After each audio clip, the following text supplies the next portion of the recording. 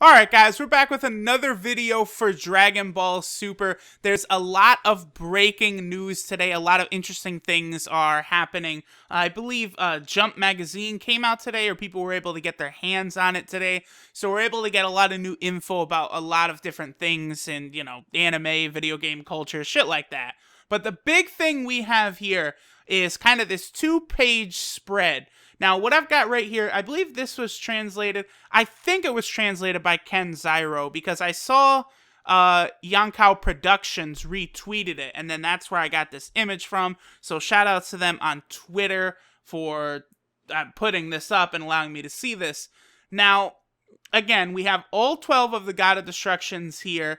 Now, I believe most of these guys, they're all supposed to be puns. Their names are supposed to be puns on various different types of alcohol and liquor and stuff. Like, take a look at Universe 12, gin.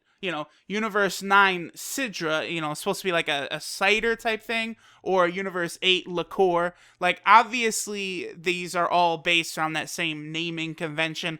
Again, that's also why I think it's called, Super Saiyan Rose, not just Super Saiyan Rose, but whatever. That's getting off subject here. Now, another thing I do want to mention that I find very interesting about this is that Toyotaro is the guy who is in charge of the Dragon Ball Super manga, and he is doing an exceptional job. I definitely have to say that. The Dragon Ball Super manga, for all intents and purposes, I think is superior to the anime, but it's just rushing through some of the details a little too quickly, I think. For example, the Goku Black mystery was basically just sped through, whereas in the anime, it was slowed down, and that was one of the most exciting parts of the show, was figuring out who Goku Black's identity was. Now, it turned out to be very obvious, but it still was great while it was ongoing. And now it seems like we have a number of characters who Toyotaro is the one who designed them. Because you could see, like, the Universe 1 God of Destruction, Ivan, was designed by Toyotaro. Looks like the Universe 2 Helles was designed by Toriyama and Toyotaro. Fine as fuck, I might add. The Universe 3 Moscow, designed by Toyotaro again. We got Universe 4 Kitara, designed by Toriyama. And it is basically a mouse or a rat. Now, Universe 5, Iraq, I don't know what the fuck this dude is supposed to be, designed by Toyotaro. Now, this is a weird-looking dude. I don't have a lot to say about him. Then, obviously, we know a lot about Universe 6's Champa, designed by Toriyama. Universe 7's Beerus, designed by Toriyama. Then, here we go, Universe 8 Liqueur, designed by Toyotaro. Very interesting. I do like a lot of these Fox-type characters that are showing up. For some reason, they kind of interest me a little bit.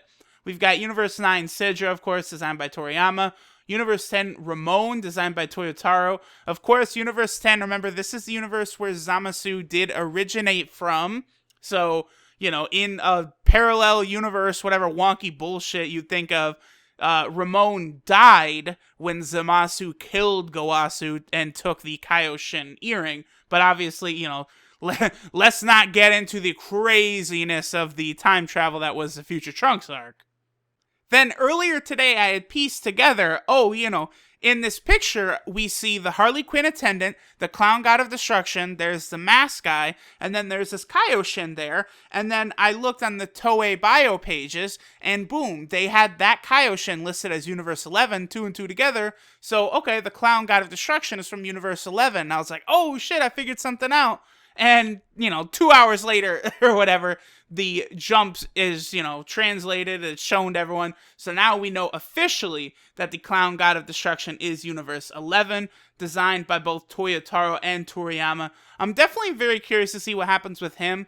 Of all of these gods right here, I definitely want to see the Clown God of Destruction fight. He has an interesting design, and I think that would be very fun to see him actually do battle with some characters in a very, very serious setting, too. And then lastly, we have Universe 12's Jin, designed by Toyotaro. Just looks like an Aquaman guy. He looks like the guy Aqua from the Otherworld tournament. Not a whole lot to say about him. Now, outside of this, we do have the normal image of Goku from the Universal Survival Arc promo material. We've seen that before. We've got this nice little spreadsheet of different variations of Gohan. there's not really a lot to go with this. You know, it's just clearly it's Gohan in his ultimate form, though. I mean, by his facial structure and stuff, I'd say there's no doubt about that. But then, interestingly enough, in the bottom left corner here, we have 3 fighters who I believe are supposed to be 3 of the most powerful fighters in the tournament, or 3 of the strongest that the Universe 7 is going to fight. Now, of course, the Teletubby-looking motherfucker, we saw he or she, I'm kind of guessing it's maybe a girl, but who knows. We saw this, I don't want to call it this creature, I mean, that's very rude, but this person, well, I guess I could say this person, because all Dragon Ball, they're all basically sentient life forms and whatever. Because I don't want to be racist towards this guy or girl either. I'm gonna refer to it as he, she, like Quina from Final Fantasy IX. Actually, yeah, that's pretty close, huh? Then of course we have the guy who has been battling Goku in the Dragon Ball Super intro. So we've got the Teletubby motherfucker who's been battling Vegeta in the intro, and we've got the, I don't know, bug-looking guy, I think a lot of people are calling him, who has been fighting Goku in the intro. And then another interesting thing we've got here is female Broly. Now, female Broly, if you guys remember, in the intro and in that preview, definitely a small girl becoming a huge Diesel Broly-like, Saiyan there. There's no doubt about it. Between the no eyes, the giant Diesel muscles, absolutely. Here, though, if you look at her, she seems big and muscular, but definitely not Broly. So I'm wondering if that is perhaps liberties that that Toei took to make her kind of like Broly, to maybe drum up more interest. I mean, if they did that, I will say it absolutely worked, because everyone lost their shit with the female Broly. But it looks like it's very possible that this is either Toriyama or Toyotaro's design. It's hard to tell who, unless maybe some of this text does say that. But she certainly does not appear to be the female Broly that we are all expecting. I definitely will be curious to see what happens later on in the manga when it's adapted. And then, of course, once she's finally shown in the anime. I would guess she's probably not going to be shown too soon, though. It seems like that might be a big, powerful trump card they're going to play for later on in the arc. But, alright, that's it. We have some new info on all the Gods of Destruction. We get another look at the girl Broly. Definitely, right now it's a high time being a Dragon Ball fan. The Dragon Ball brand is very popular, maybe more so than ever, blowing up. A lot of people are liking it. And it does seem like maybe they're getting their act together and they're raising the quality of the show. I can only hope that it continues to be good moving forward.